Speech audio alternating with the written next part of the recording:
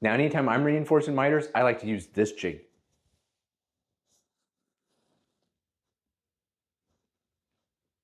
I don't have one. Back to the scrap pile. Now I've got a bunch of offcuts left over from the birdhouse I built and the picture frame. And I got a little bit of super glue left and a bunch of random screws. I think we can make this work.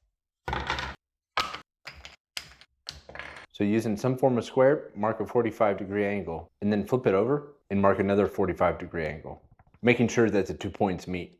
I'm going to start by using a little super glue to temporarily hold things in place.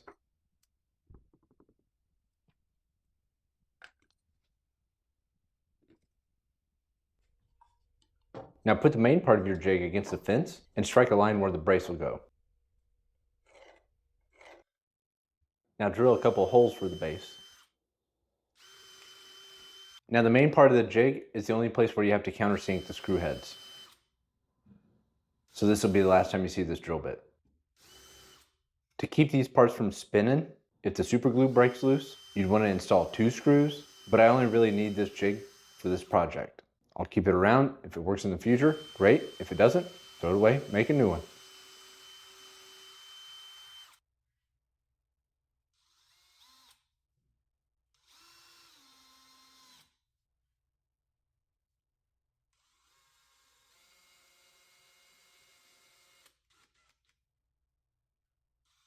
Barely install these screws until we have the brace behind it. Now that we have the brace behind it, we can go to town. Do the best you can, go back and forth until the gap closes, but it's a lot easier if you clamp your fence down. It's time to install the back of the fence guide. Like before, mark a line, drill a couple holes.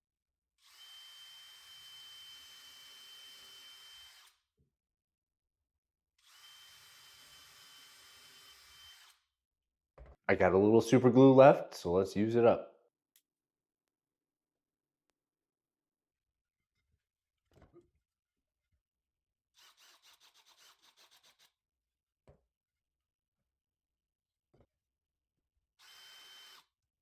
Make sure the jig glides well and you're ready to reinforce the miters.